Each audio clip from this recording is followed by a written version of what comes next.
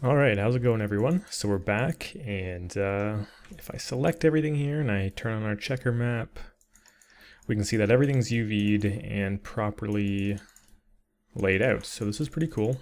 We're not quite ready to sort of start baking with this asset. As you can see, everything's put into its proper groups. Everything's straightened out as nicely as it can be. The sizing ratio is very good. It's one thing I didn't fully explain in the last part, but we want all these checker boxes across the entire model to be the same size. This is, of course, it's referred to textile density. So if you're not too familiar with this, I'd recommend looking into it a little bit more. But there are tools that we have and plugins that we have to sort of get this going. But it's also when you do project something, the options will appear on the right side to sort of do that. So if you want to do it as you sort of go along, that's an option. But we want the checkers to just be one way or another the same size. You can rescale it in the UV editor in post. But anyway, so everything's UV'd and we just have to lay it out. But as I was kind of going through that, I came to the realization that this is a very, very dense mesh. As we can see, there's a lot of stuff going on here. And kind of the way that I want to go about this is to have two different texture sets. So we're going to be baking twice. We're going to have two sort of batches of exports. So we're going to have two normal maps, two albedos, and so on and so on. And to kind of explain how this is going to work a little bit and why I chose to do this, I'm just going to quickly open up Photoshop in the background, and then it'll hopefully be a little bit more clear as to why we can do this, because you always have the option to increase the texture resolution, but at a certain point it becomes a little bit more reasonable to just have multiple texture maps. It is very case dependent. I'll open this up and kind of explain it as best as I can here. So if we go to File, Photoshop's always slow when I open it up. File, New. Let's just do 1000 by 1000. So let's say this is our standard. Let me just draw this out. Rectangle. Let's use shape. So let's say that this is our standard 2K texture, right? Let's just draw on this. So this is our standard 2K texture.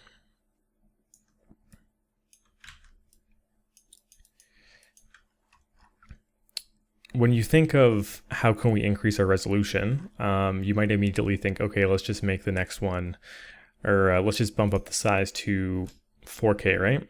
Because that's the most reasonable thing to do. It's twice the size, or so you may think. 4K is not times 2. The reason that is because if we have a 4K map, what it essentially is 4 2K maps, right? We are doubling the size all the way around. And this might seem self-explanatory, but I remember the first time it was explained to me, it kind of blew my mind a little bit, because I just kept thinking 4 is twice the size of 2, but I didn't realize that when you double the size, it's actually 4 of these guys. So if we're talking about raw file size, a 4K is far more expensive than 2 2K maps. In a real game, this gets a little bit more complicated. What if you have a model that has the same texture as something else in the scene and it's less draw calls overall?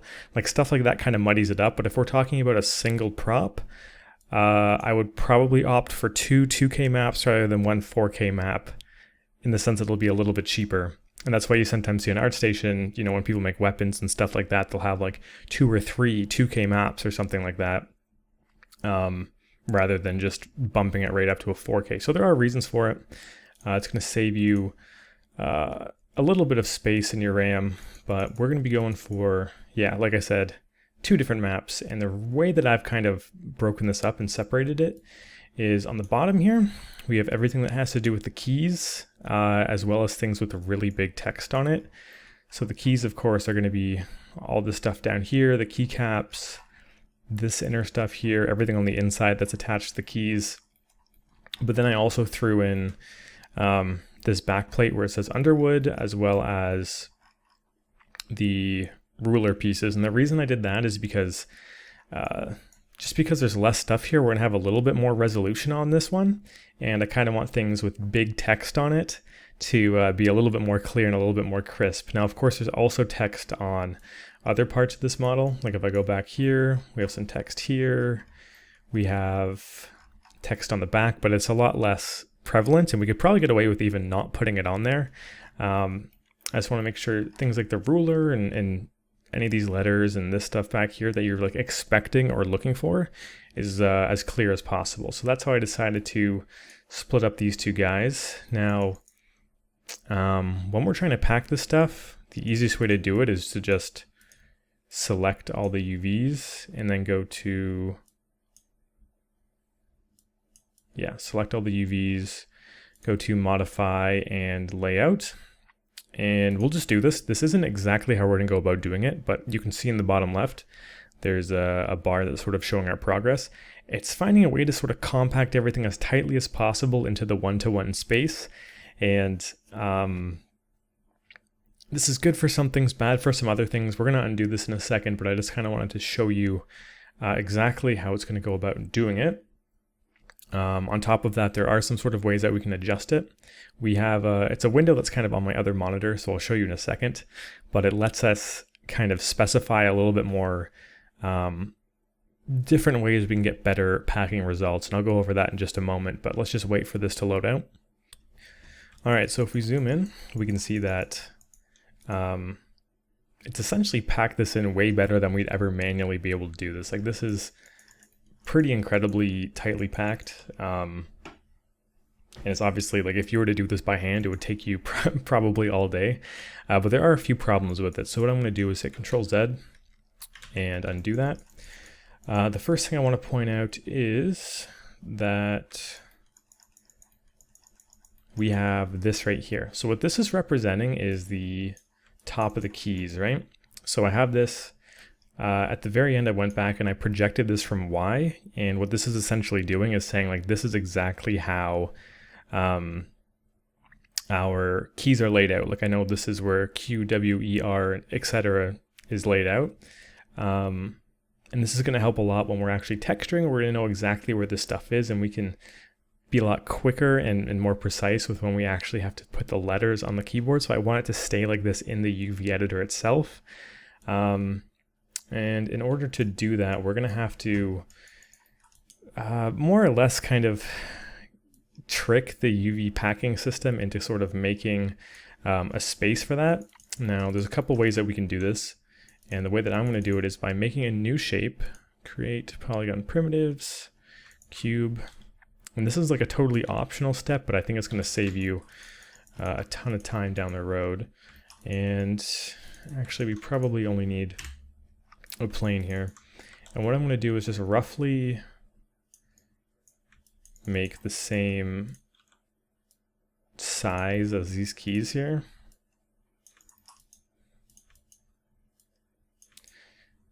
Something like that will do. I'm going to planar project it from Y. And you guys might see what I'm doing here. And then if I select everything again, we have our UV editor with everything popping up. I'm gonna have to shrink this all down. Let's go ahead and I'm copying the textile density from this and pasting it here. You can just scale this until the checkers are the same size when you click the checker texture. But what I want to do is sort of make a shell here that's about the same size that I can then pack, excluding these guys, and then replace these guys in after the fact, so I know there's an actual spot for it in the UV editor after I've packed everything, and this can keep the same shape. So how I'm going to do this is go back to this this face here. I'm going to start by sort of positioning it so it's right as tight as it can be, like this. And I'm going to start tweaking it a little bit. So I'm going to double click our move tools, and what we can do is go to preserve UVs. Now what this is going to do is make it so that, say we move something here, the UVs are going to follow along with it. And just to make this a bit easier to visualize, I'm going to flip this around. And you might be able to see where I'm going with this. So I kind of just want to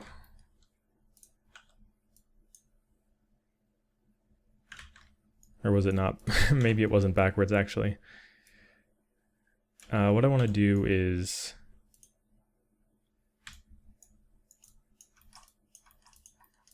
okay, it was backwards? I don't know. I kind of want to just have preserve UVs on and just kind of scoot this in so it's as tight as possible. And we can just kind of trick the whole system by doing this. So that's pretty good. We can take it a little bit further by like grabbing certain vertices and pulling this in.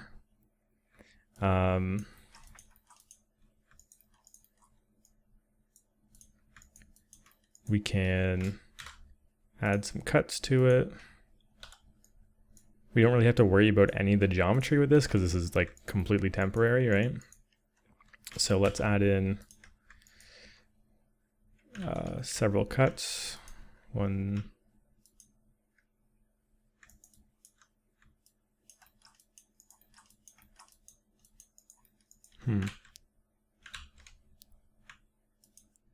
It's lagging quite a bit, that's what's going on. Okay, so now that we have those guys in place, and maybe we'll put a few horizontal ones.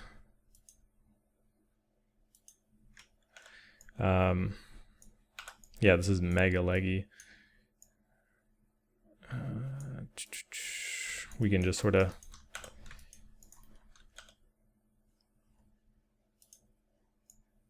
manipulate things here. I'm gonna go into vertex mode. I think, yeah, that should be compatible with both.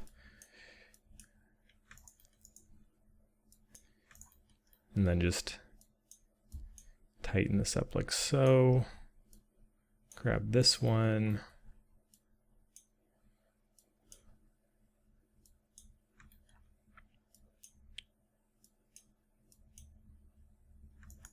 Pull it down.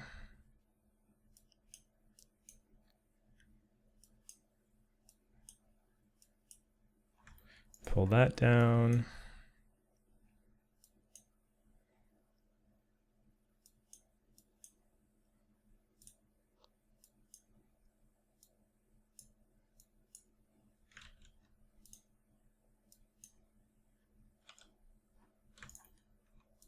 I'm just kind of trying to shrink wrap this as best as I can. It's definitely not perfect.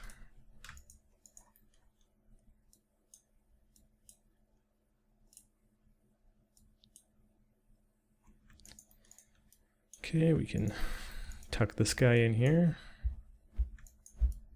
Like every little bit's gonna help, right?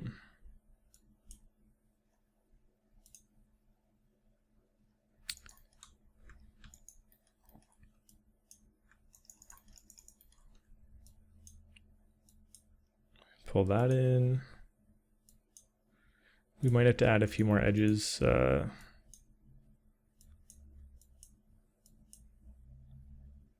Just to squeeze out a little bit more space. So I'm gonna go back to our cut tool, just add in 2 edges here and here.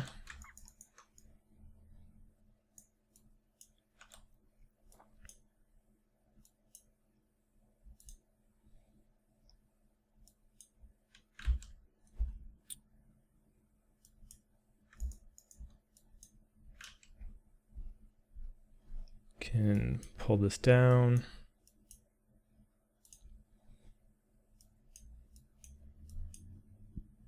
Okay, that side seems pretty good. And then as for this side,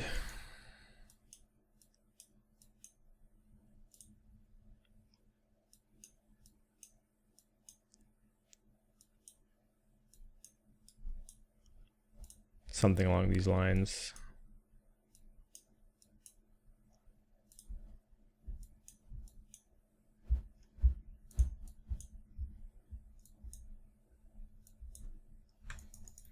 Yeah, so that's shrink wrapped around it pretty good. So yeah, we can select all of this now. We can use this guy as kind of like a substitute. And let's just make this full screen for now. I'm going to put these guys to the side. We're not going to be including it just yet, but we can select all of this, or rather select all the UVs. Go to modify and layout. I'm going to click this little option box. And from here, we can do our packing resolution. So what resolution are you going to be packing at? Like, what is your expected map size? I'm just going to do 4096, which is 4K. I'm just going to expect that I'm going to crank everything up to 4K when I do renders. Or it might just be safer to do 2048, because if I were to sort of share this online, people would probably want 2048 because that's a reasonable texture resolution for a model. Packing iterations, this is going to be how many times the process happens for it to pack. It can pack you know, as many times as you want, and then it sees which one has the least amount of space between things and it'll prioritize that one. So typically you want to crank that up to, I think, past 5 or definitely past 10. It doesn't really matter, and each time, like, it takes longer and longer the more you turn this up. Does it have the option to translate shells or rotate shells? I want it to be able to do both.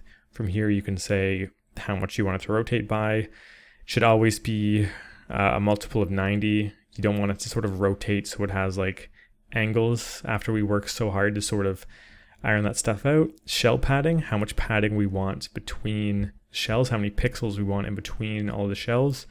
8 is normal. I think you can go about as low as 4 without seeing too much bleeding, but I think at 2048, 8 is good. If you go to 4K, you can lower it to 4 because there'll be more room between.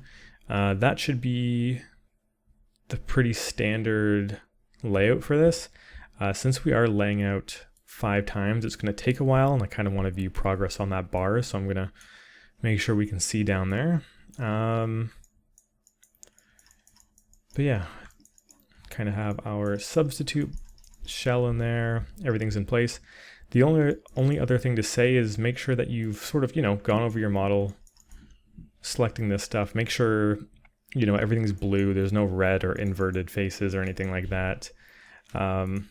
You know, double check if there's any stretching. This is definitely stretching, but like it's reasonable. But yeah, just like look over everything, make sure it's good. You don't really want to have to go back and repack things, especially when you've already baked. So this is kind of a good final check for everything. But with that out of the way, I'm just going to sort of go ahead and hit apply. It's going to start doing its packing. And this will probably take a while, so I will talk to you guys in just a moment. Okay, so that did take quite a bit of time, but let's go ahead and check out how everything's looking. So, yeah, things are packed in here pretty tightly. We have a bit of a gap up here, but all things considered, like really good. Sorry, I'm just turning that stuff off.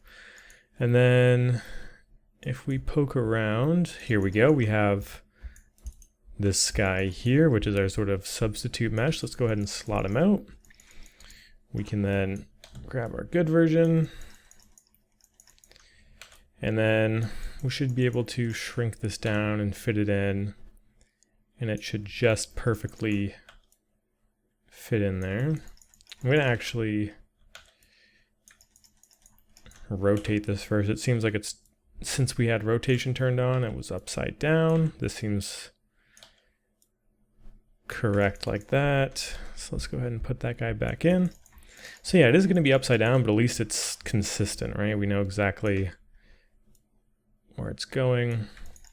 And then even from here, I'm going to opt to space these guys out just a little bit more, which, yeah, it's going to take a little bit of time, but just giving everyone a little bit of breathing room is definitely going to help with our bake. When we bake things, we don't want things being too close or touching, because if that's the case, We can get something called bleeding, where it's kind of like pixels that are too close, kind of the colors, well, bleed together, and it gives us some sort of skewed baking results. So I'm just going to spread these guys out a little bit more, but this way we can keep these guys in the orientation that we want, which is really, really useful. So give these all a little bit of room. This guy can go up here to allow this guy to move down. Do that. And yeah, I'll just speed this up because this part should be pretty self-explanatory.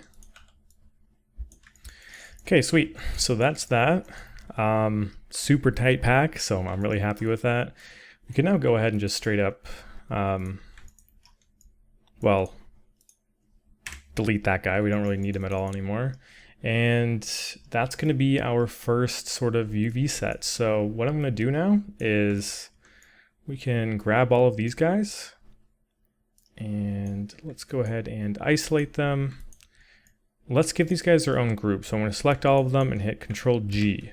And we're going to call this, we're going to have to sort through all this eventually, which is going to be a bit crazy, but let's call this keys_low. So that's going to be the name of this group. It's all the keys and it's the low poly for it. And then we can make a new layer as well and call this keys low. I don't think it lets you do underscores here. And we'll make it blue. I usually associate blue with low poly. I think I mentioned that before, but I just kind of like that consistency. So now we can turn that off. And that leaves us with this stuff. So this stuff, we're going to do the same thing.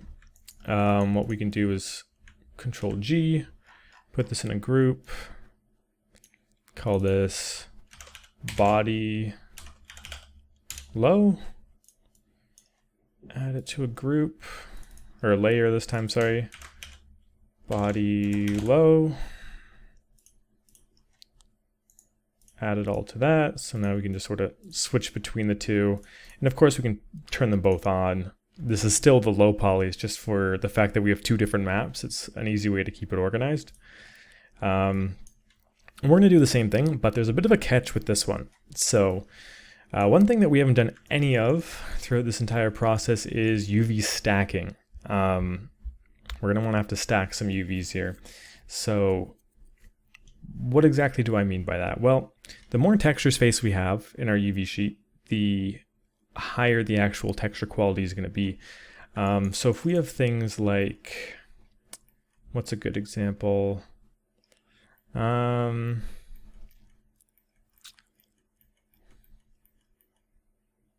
suppose we could use the feet. The feet would be a great example. So I'm just going to select all these and see how they're all the exact same UV shell. What we could essentially do is pack just one of these like we did with the previous one, and then delete the rest, duplicate the packed one, place them all over, and then all of those legs will share the exact same texture. And then we can just rotate them all a little bit differently to have different results. But in doing so, we've saved 75% of the space that this would take up because 3/4 of it are gone, right? So the way that I kind of want to pack this is by selecting all of the unique stuff, moving it down. Sorry, I should probably put this on. Selecting all the unique stuff, putting it down, leaving all the duplicated stuff up here, and then we can pack all of it down here. And then it should be really easy to identify the duplicated stuff, and we can just delete the duplicated stuff, replace it with the version that's already packed, and then that way we can pretty quickly and pretty easily just duplicate that stuff, and the bake will be perfectly fine, and then we'll also have more texture space. Now, one thing to keep in mind is if we are going to be baking, we don't want to have multiple stuff stacked. So when we do end up deleting and duplicating this after we pack it all together, we're going to want to take those UV shells and move them over one spot. Now, if you don't understand exactly what I mean by this, I'll be showing you just as soon as we get through to it, but just keep that in mind if you're one who skips through the tutorial just to sort of find information quickly. That's something we're gonna have to do, and if you don't understand it completely, just stay tuned and we'll get to that. So yeah, let's start by identifying all the unique stuff that we for sure want to pack. So this is the main shell, we want that. The spacebar, we definitely want that. I'm just moving them down so it's easy to find. The sort of front chassis, we're gonna want that.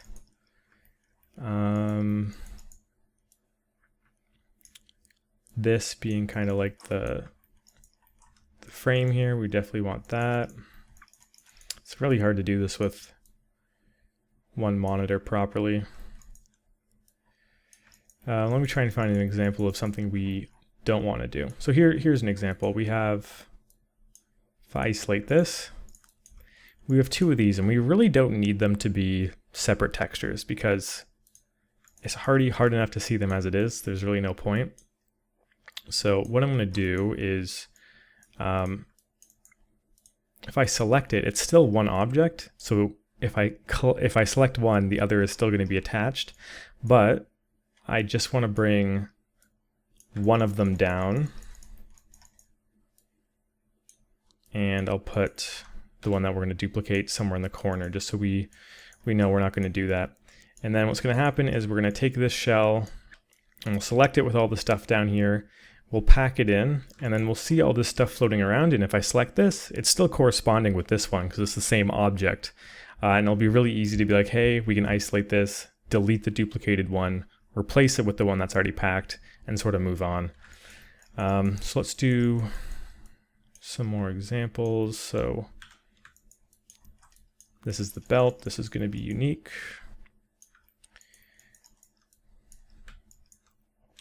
This is this front bar, which of course is going to be unique. Let's go ahead and do those legs. Actually, that's a really good example. So I'm gonna put all of them up here except for one of them. I would probably opt for this one. I seem to favor this kind of camera angle here. So let's just grab that. Leave these guys up here and see we're saving all this texture space theoretically because we're not using that. This big bar up here is obviously unique. And I guess I might as well just go through all of this. It'll definitely take some time, but I can understand how this could be a bit of an intimidating topic. So this is unique. It's just the one.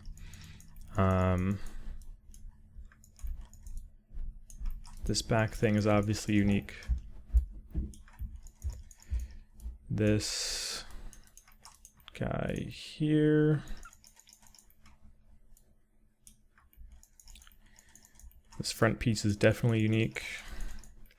It's nice to be able to kind of recognize what you're doing when what you're working on just by seeing the UV shells. If I'm remembering this correctly, this is something we're duplicating. So this is these wheels here.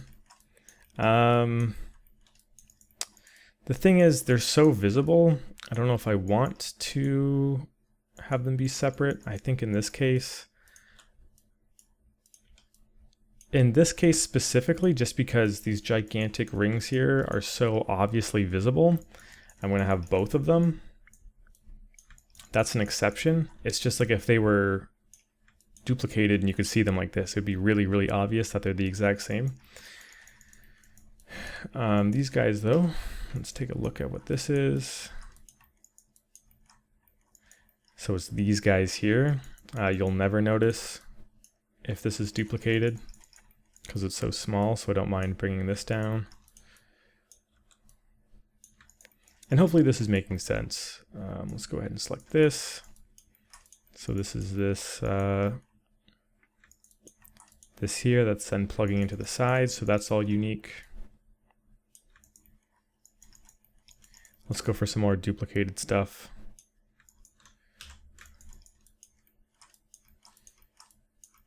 So this is referring to this guy here. So that's not going to be something that you'll ever notice really being duplicated. So I'm going to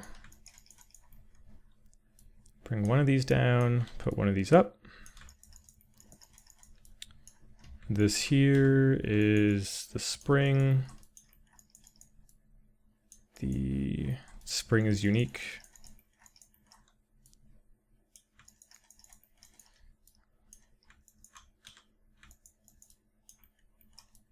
This guy right here, he's unique. So here's another double of something. If we take a look at it, it's this here. This we're not going to really ever see two at the same time perfectly, so I'm going to put one of them up here.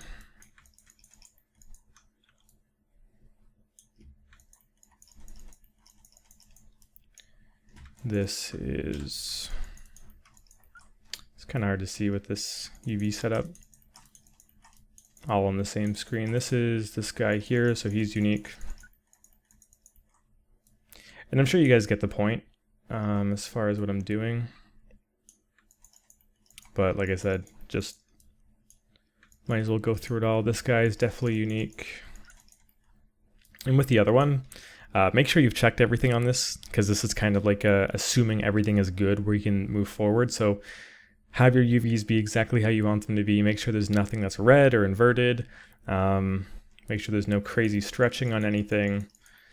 Let's take a look at these guys. So it's these sort of dome pieces.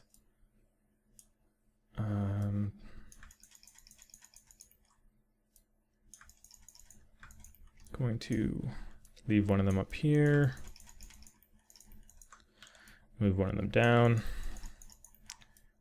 These are all, if I remember correctly, various tubes and bars, so they're all unique. Could probably stack some of them, but they're all varying, so I'm just going to make them different. These guys I know are unique. They are slightly different, and they have different information baking to them. Here are some interesting ones. So these are along here, so we definitely don't need two of them. It's hard enough to see them as it is. So I can put one of them up here, bring one of them down. We also have these guys, which are in the same place. So same treatment.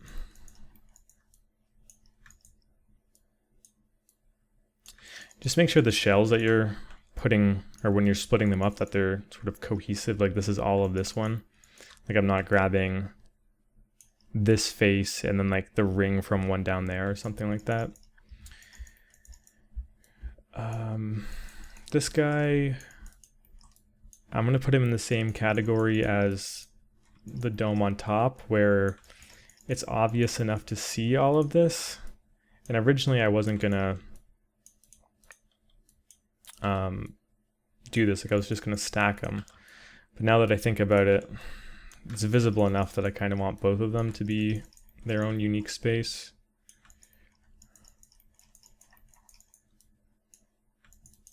Let's look here. So it's a series of these guys. So yeah, all of these we don't need.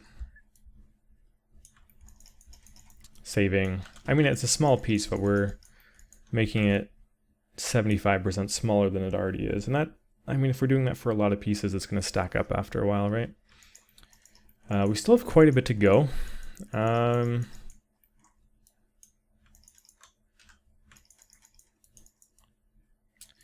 am I selecting here? These guys, they are unique. They don't seem like it, but they're varying in size. So I'll put that there. This stuff is the front bars, if I remember. Yeah, right here, which is unique. Here's some stuff that's stacking.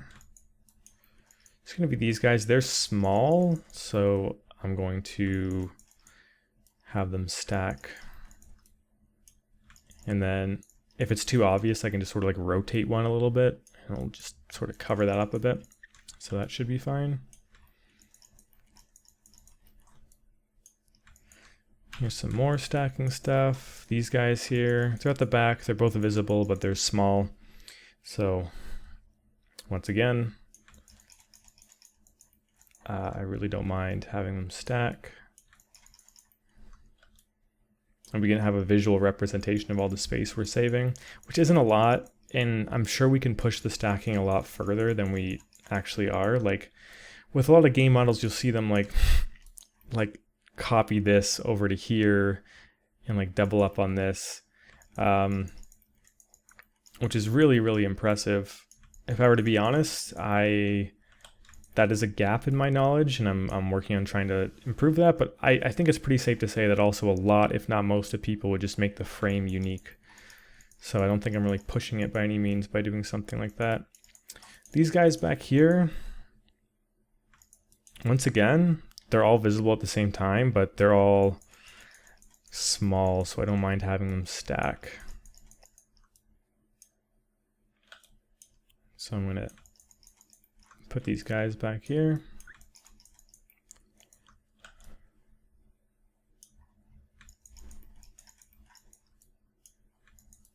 This is this bar, of course, unique.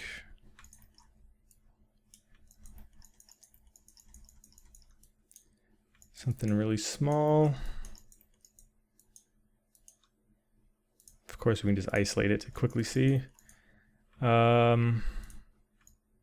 These little wheels here, yeah, we can definitely stack these guys. We're not going to need both of them.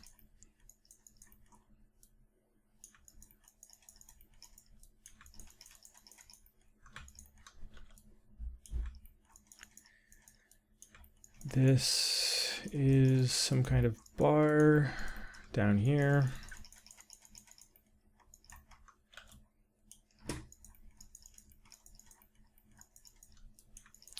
Some kind of cylinder, which is probably unique. Definitely unique, rather. This, once again, unique stuff. It's pretty easy to spot it. Like I've gone out of my way to group it all in a certain way so that it's really obvious if it's stacking stuff. Here's some stuff. It's rather large, but they're pretty far apart, so I'm going to go ahead and stack them. So I'm going to grab this side, put it up here, and then we can move this down. Once again, anything like this, it's a dead giveaway that it's stacked. This stuff, once again, it's far enough away, and based on my camera angles, I'll almost never be able to see both of them at the same time. So I'm going to grab one of them and move it up here. And if you haven't noticed, what I'm trying to do is keep all the unique stuff on one side, so it's just easier to keep track of. Like I'm keeping all the stuff on the left and everything on the right. I'm going to be making the duplicate just so it's easier to keep track of. This stuff I know is a duplicate contender, these sort of gears here.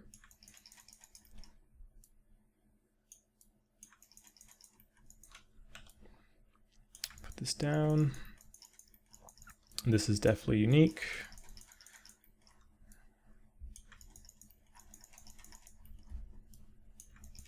Definitely unique. And we're definitely getting there as well. This is, what is this? Another spring. Okay, that makes sense. Springs were definitely a weird one to go through in UV. And once again, I think I explained this in the last part. It was a couple of weeks ago when I recorded that last part. But yeah, I just opted to not record it because having my UV layout set up like it is right now just sort of slows things down by quite a bit. As you can imagine, I would prefer to sort of utilize my full setup the way that it was kind of designed and intended to be. So let's see if we have more duplicating stuff. Yeah, so this should be under the keyboard, so that's obviously not going to be too important to save a lot of texture space on. I'd be surprised if anyone even seize under the model for too long to notice that. This stuff is unique.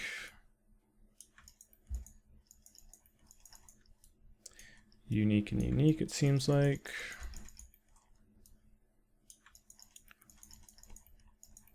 Let's take a look at this stuff. Okay, these guys in here, right, so this is the right side, which I'm making the duplicate and keeping the left side. This looks unique. I believe this is a hook. Yep. Ah, man, it is definitely relieving to know that I'm getting near the end of this. This is such a dense mesh. I seriously underestimated how long this was going to take me. But I'm very, very proud with how it's coming out, and I'm very happy with the results. All this stuff looks unique, so I'm just going to grab it all at once. I'm just going to go scout for unique stuff. Unique, unique, unique. All this is unique.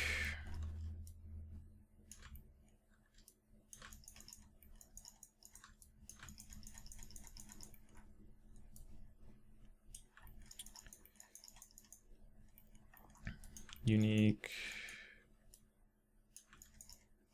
Unique. What is this?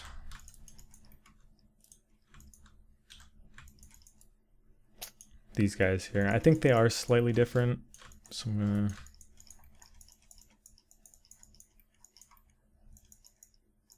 gonna...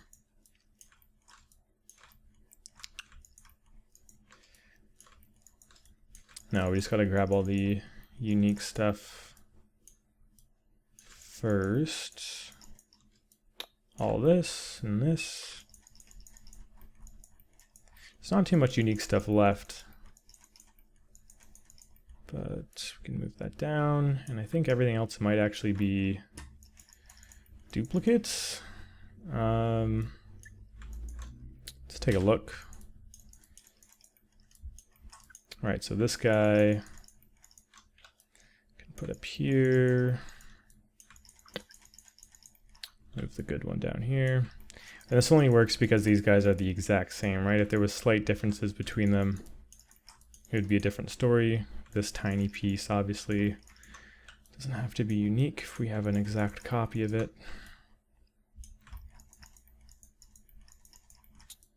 This stuff, just because of their position and they add a lot of like difference, I'm gonna make all these unique. I kind of like that idea. Just like they're easily identifiable, I find my eyes always sort of going towards them just based on the spacing and the color difference. That's just a preference. You could stack that if you really wanted to. These guys, it's hard to say. Like, this is another like personal preference. Like, would you make this unique or not? I'm gonna make it unique because they're kind of like the face of the typewriter and they're right in front of you. These two guys are down here. We definitely don't need to make them unique. They're kind of hidden away. You'll never see two of them at the same time.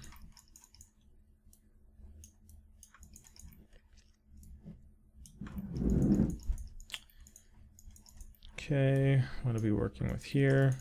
These two guys, yeah, same logic. I'm going to want them to have slightly different textures.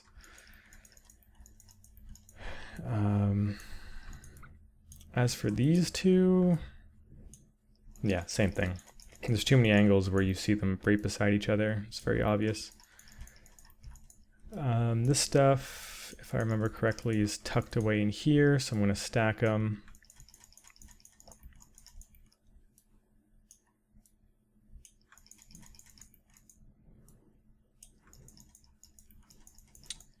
This is unique, actually.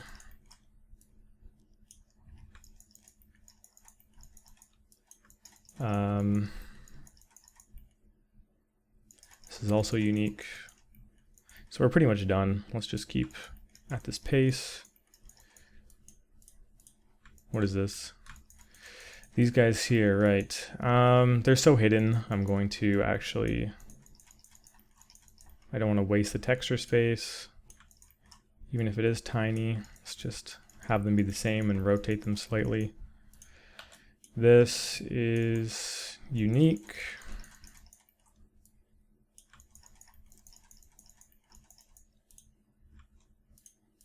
These are, yeah, I already agreed to just sort of put these guys here. And then the last two are, right, they're the cylinders that go in here. Yeah, these are overkill. We don't really care if they're showing texture. So yeah, I'm gonna put this down here. So this is all the space we're saving up here, which in hindsight isn't a lot compared to this, but it's enough to make a difference. And I can guarantee, I'm gonna go ahead and save.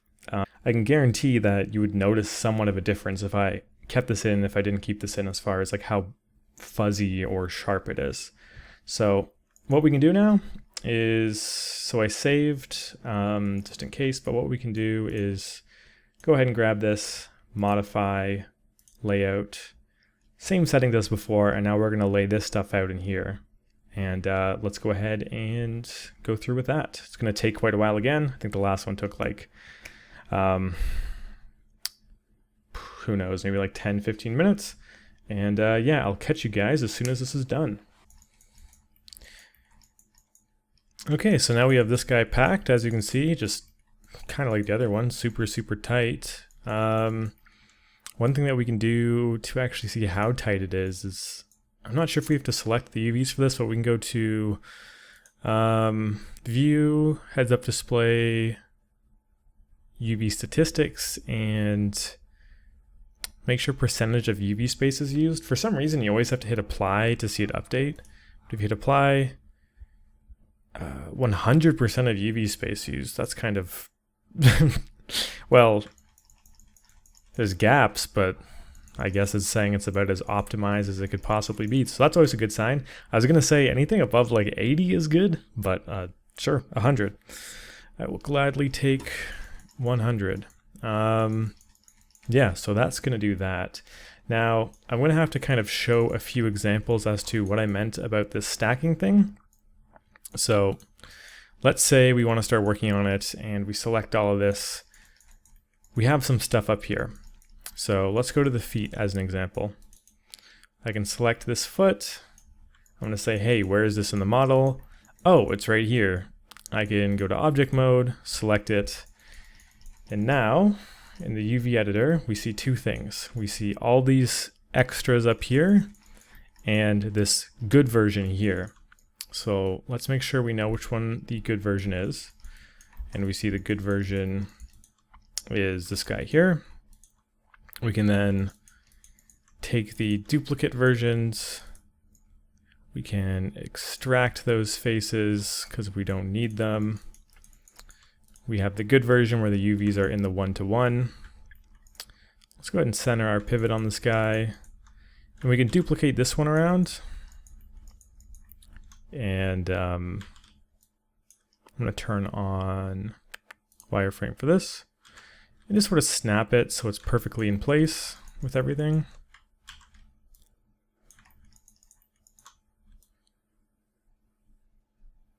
We're going to want it to stay pretty accurate, so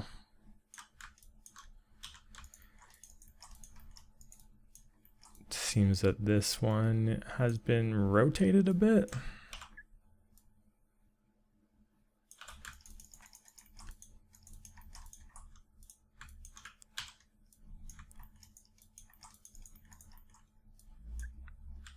So essentially I'm just making a duplicate of the one with the good UVs, putting it on top of the rest of them.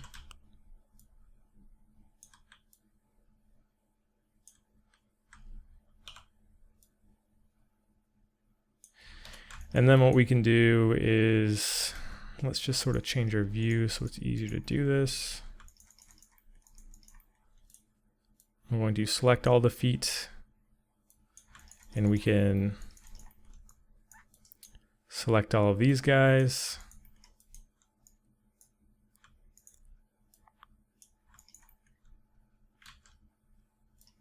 It's kind of hard to explain with the UVs like this, UV windows like this.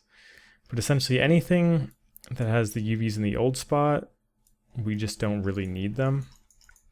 So I'm going to go ahead and delete.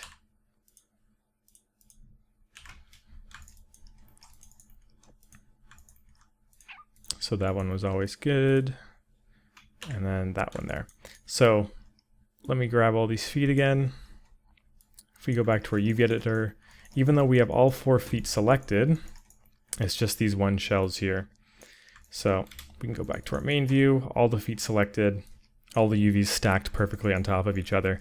And one of the things that I brought up before was we can't bake this way. We can't bake with all of the feet like this. And the reason that is because if you have a bunch of shells on top of each other and you're baking, it's trying to project information from multiple different objects in multiple different directions, and this stuff is directly on top of each other, and it's going to cause some weird artifacting. So what I choose to do is we determine that this foot is kind of like the main one. So I'm going to select all the other feet, and we can go to transform, hit this arrow here. Well, I guess we have to select the shells first. Hit this arrow here, and it's going to move them all over 1 UV space. So we have the good one and this one in the exact same spot, just 1 shell over. And if you know anything about how UV mapping works, things tile. So whatever texture we apply here, it's going to be the exact same here, the exact same here, the exact same here, the exact same here. So even though this is 1 space over, it's going to pick up the exact information that's right here without interfering with our bake. Our bake is not going to be affected because this is not directly on top of this. It's moved over. It's going to give us the same visual results without affecting our bake whatsoever. So that's how I'm going to go about doing this kind of like cleanup with the stacking. So we kind of have to go through that and do it for all the stuff up here. I'll do a few more examples, and then I'll do the rest of it kind of like off camera, since I think it should be easy enough after a few examples to pick up on. So I'll select this stuff. I don't really know where it is in here, so I'll select this stuff and be like, oh, it's this model here. So I can now select this. We can isolate it. Pretty simple. We can go ahead and grab this guy, and this is our good version with the UVs kind of all spread out. Like there's no way we're going to replicate this just by trying to snap things. So I'm going to grab this. I'm going to use our nifty smart duplicate face tool. I'm going to freeze transform, delete history on this guy, center pivot. We're going to scale him -1, so we flip it. We're going to move our pivot and snap it in place. We can then try to grab the imposter one. So this guy here who was attached to the original, who has his UVs up here, we can go ahead and delete. We can now mesh combine these guys. Make sure we keep it in the body low group.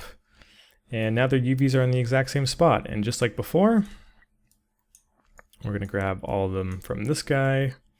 We're going to move them over 1 space like so. And the thing is, if I turn on, where is it? This here, you're going to notice that this guy is purple now.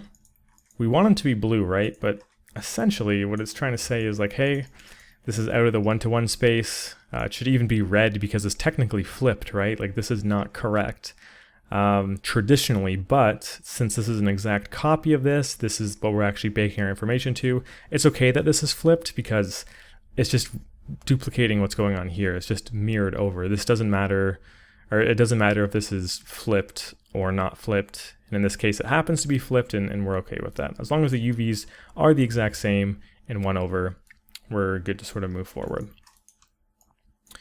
So that's that one. Also, when you do merge multiple objects together and it makes a new one, what's going to happen is it's going to kick it out of its original group. So I'm just going to drag this with the middle mouse back into body low.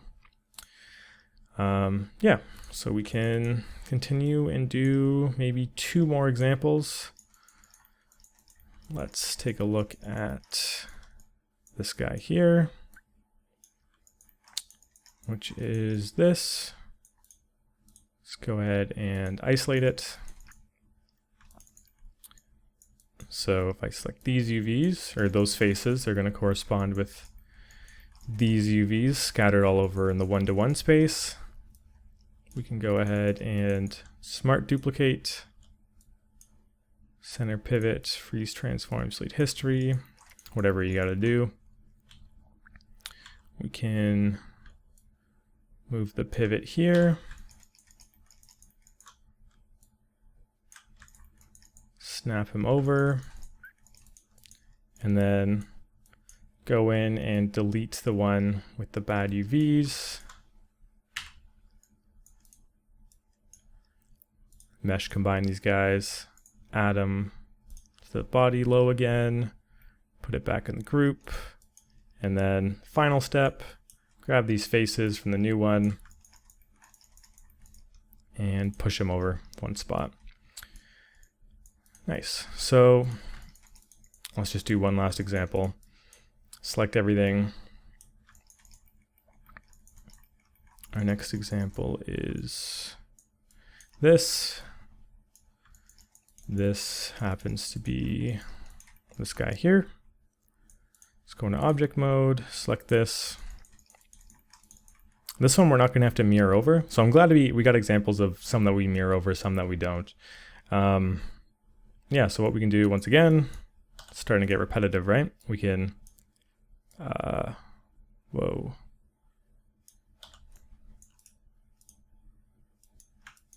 Sorry, we got this new one that we smart duplicated. We can move them over. I think at some point I turned on grid snapping by accident. Let me just turn that off. There we go.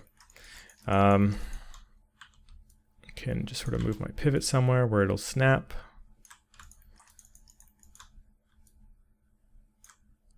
Oh, I guess we did mirror this guy over actually. So scale him -1.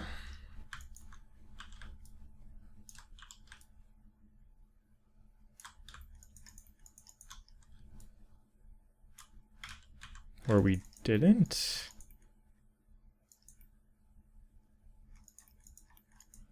Something weird is going on with the snapping. I'm going to delete that guy. Let's try that again. So smart duplicate. Let's just try and go -1. So yeah, it's not going to be exact. Smart duplicate, center pivot, freeze transform, delete history. It seems like this is just rotated. At some point I must have done that. So let's just sort of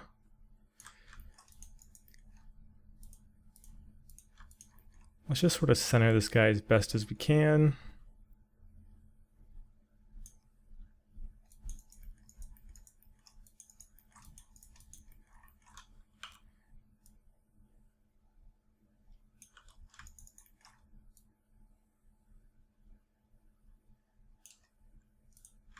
And then we can go ahead and delete the original with the bad UVs, of course. Mesh, combine, add back to the group and the layer. Go back to the UVs for it. Select the duplicated version and move it over a group. So I'm just going to go through and do all of this for everything. As you can see, we're starting to get a lot of stuff over here. This is, of course, going to correspond with the exact same position on the right side. And yeah, I'm just going to go through and do that for all this stuff here. I want to do that off of camera because it's getting repetitive. I think that should be enough examples, but with that done, we're going to be ready for baking. So that's going to be how we finish off our UVs. And I guess this was the low poly and UV section. So this is how we finish off our low poly and our UVs. And yeah, that's going to do it for this entire section, this entire sort of chapter of the tutorial. So the next phase is going to be baking. Baking will be a pretty quick one, fun one too. We're going to start to really see the final results of our model more or less. But yeah, I'm going to go through with this, and then I'm going to record the sort of recap chapter episode for this, and then we're going to dive into baking. So thank you guys for watching. Hopefully you learned something. This was definitely a lot to take in at once. I think this chapter was one of the more technical ones, and the next one will be kind of within the same vein, but then we're going to get our artistic flair going on in the texturing very, very soon. So only a few baking ones. I can't imagine it's going to be too long, and then we're diving into some of the really good juicy stuff. So thank you guys for watching. Hopefully you enjoyed, and I will see you in the next major section when we start baking our model. See ya.